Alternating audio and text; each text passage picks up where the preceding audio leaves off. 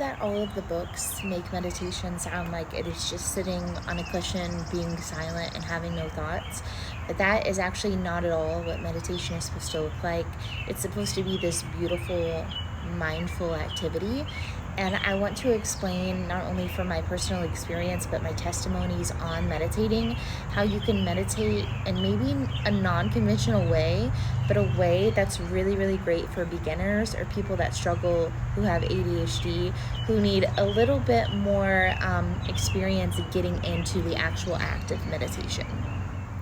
Yes, it is true that you can sit on a mat, you can be silent, you can try to overcome your thoughts, but I'm going to explain very quickly, especially if you haven't been doing it, why that's going to be so difficult.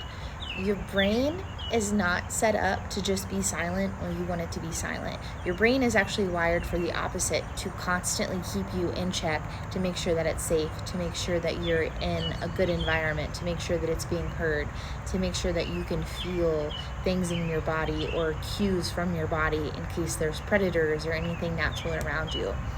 So your body is not used to just going somewhere and sitting still and being quiet.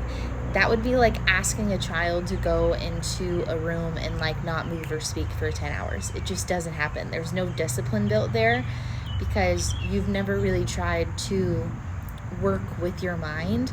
And a lot of times the mistake that I see from other people is that when they're meditating, they're sitting in silence, and every time that they have a thought, which is a totally normal experience and what happens to everybody, they try to then suppress it. They try to quiet it. They try to yell at themselves to say, oh my gosh, I just had a thought. And then that actually ruins the experience. It's not a positive experience if you don't realize that your brain is set up that way, and that everybody goes through that, and everybody has a million thoughts whenever they're meditating. The difference between meditation and suppression is that when you're sitting there trying to get rid of your thoughts and pushing them down, you're really just suppressing what's going on. When you're meditating, you don't want to just suppress and not have any thoughts. You want to say, okay, I'm having a thought right now. Is it important to my right now present experience? If it's not, then I'm going to choose to let it go. And you can choose to let that go by saying, thank you for being here. I honor your thought. And you can try to release it. Or if you're like me and you're like a visual person, especially if you have your eyes closed, you can imagine almost this little bubble. And every time I have a little thought, I just imagine it swooshing out of the bubble, getting rid of all of these unnecessary thoughts that are around me. And not only is this the way that you should be meditating, but I'm going to give you some non-conventional ways that I think will help you out, especially if you're a beginner. Now, like I said, I have nothing wrong with a conventional way of meditating. I think somebody like me who's been meditating for like 15, 16 years now, it's easy for me to sit there and not do anything and sit on a cushion silently because I've practiced the art of it. If you haven't practiced the art of it, or you're just maybe going into the beginner mode of it, what I would suggest is that you do it with your eyes open. So instead of sitting there in silence, I want you to go to a park like I am right now, go find a bench. You can do this at a restaurant. You can do it in a coffee house. You can do it at Walmart. And you can do it literally anywhere, as long as you're not driving. And I want you to just sit, and I want you to observe. I want you to work on grounding yourself on the things that you can see, touch, hear, feel, taste. Really get yourself into the moment of it, and then just people watch. Let your brain say, oh my gosh, this is such a nice day. These are such beautiful flowers. These are such whatever. And whatever your brain is thinking, if it's positive, keep with it, or just say thank you for the recognition. If it's negative and it has nothing to do with where you're at or what you're doing, kindly just release it and let it go. And it could happen for 5, 10, 15 minutes. Maybe you really only get 4 minutes of solid meditation that's pure and wholesome, but you spent 20 or 30 minutes there. That's okay. That happens. Even on my best days, sometimes I can't stop my mind from talking to itself until towards the end. So I've developed meditation playlists that are different links different things, whether it be voice meditation, guided meditation, whether it's music, just instrumental, whether it's just nature sound. You can come up with all different types of playlists, and there's no wrong way to meditate. You can meditate with music on, you can meditate silently, you can meditate while you're washing dishes, about the dishes, you can meditate while you're at the park, about nature, and about how you feel immense gratitude for being in the moment. There is no right or wrong way or wrong subject to meditate on. Here are some other ways and activities that you can actually meditate. You can do walking meditation. Walking meditation can be you simply walking, noticing your step, noticing your breath as you continue to walk, noticing the visuals around you, what you're grateful to see, what things bring out of you, what joy you can find in the areas surrounding you, the people that you walk by, what features can you notice. Especially if you're in a new place, it gives you a ton of new gratitude because you've never been there. But if it's somewhere that you always walk, what are you always grateful to see? What are you always grateful to feel? And how can you try to communicate that gratitude without saying a word? How can you relay to yourself all of the great things that you see? You can also try to meditate while eating.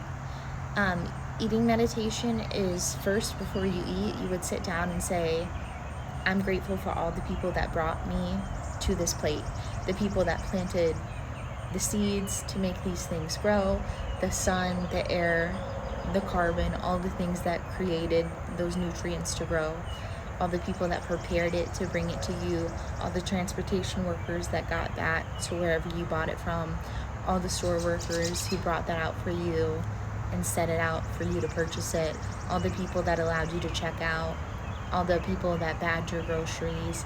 There's so many people that are involved in you just getting your regular food, and you can take a moment to appreciate them and send gratitude and just meditate on, again, what you're grateful for and that you're glad you have it. You can also try to meditate with senses while you eat. So how does this food feel? Am I eating one at a time? Am I one bite at a time? Remembering to put your spoon down in between each one instead of just trying to hurry and rush. It definitely helps if you want to meditate to not talk. If you want to do it as a group or as a family where you just are silently eating and appreciating, it works really, really well. So there are more than one ways to just sit there and meditate, especially if you're not driving, but if you are, let's say, taking a bus or you're on the subway or you're the ride of somewhere you're going. Can you take that time to meditate? Can you look at the views around you, the person with you? Can you acknowledge your gratitude for the music that you hear, for the sights that you see, for the people that you're with? Think about all the things that bring up those wholesome elements in you that you are glad and you're appreciative to have. You're allowed to have those types of conversations when meditating. You just don't want to continuously add to where now you're having a conversation in your head that shouldn't be happening because it's taking away from your present view.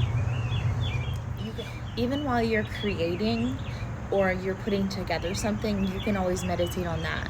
It doesn't have to be viscerally in the moment, but you can take little moments of gratitude after you get done working to say, I'm appreciative for what this did in my body. I'm appreciative that I was able to monetarily commit and do something for our family to make it better.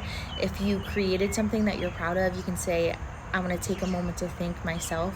It's all about finding these pockets of moments of joy where you can sit down, observe, and just be grateful and take your mind off of all of the negativity and all of the bad things in the world. You want to stop your brain from thinking and you want it to feel in the present moment. And that is the point of meditation. The point of meditation is when you finally learn how to meditate, I don't want to say correctly, but you do a better job at it. You can also do a better job at communicating your feelings. You can also do a better job at working with your anxiety because you're used to staying in the present moment, feeling what you need to feel, understanding the emotions that are around you, and taking either action or non-action to do something about it. And one of Thich Nhat Hanh's favorite thing that he's ever said, that's my favorite, is don't just do something, sit there. So hopefully this gives you a better understanding of what it is. If you have any questions or you need any help, definitely let me know. But like I said, do non-traditional ways of meditating if you're not used to it yet. Turn on that playlist, walk in the park and see how it feels. Once you're able to enjoy it with music, can you do another lap without music where you're trying to be present? Can you integrate the silence into what you're building on? You don't have to start off just on a cushion being silent with your, eyes closed. You can meditate while you're looking at things. You can meditate anywhere. It's like the Green Eggs and Ham book, on a boat with a goat, whatever it is, right? Like, there's no specific way, unless you need to, like, for example, be driving, that you can't meditate. So try to think of little small pockets of ways that you can put it into your day, and it will make you feel a lot better. And like I said, there is no outcome. Some days you're going to have really good days, and some days you're going to be able to focus, and other days it's going to be really difficult. And if those days are really difficult and you find that a lot, maybe try to journal before you do so. That way your mind is kind of done talking and you've gotten all of those points out. I always like to journal before I meditate. Sometimes I'll journal after I meditate as well. If I have like a really good insight or something really beautiful comes up, I try to write it down so that I can not only remember keeping a gratitude journal or keeping little bullet points at the bottom of your journals for your gratitude is also a very beautiful thing. And again, it kind of reinforces positive reinforcement. So what you're doing is you're saying, okay, I'm writing down everything good that happens, and eventually your brain will start to look for those positive things. Your brains will automatically start connecting and your synapses will start getting together, and they will start noticing subconsciously all of the beautiful things.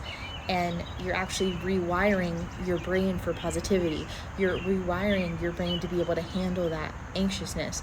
You're rewiring your brain in order to sit in the present moment, so that you're not living in your past. You're not living in the present, but you're living where we only truly can live, which is the present moment. So hopefully that helps. Let me know if you have any questions or you want me to do a follow-up. I love you all so much.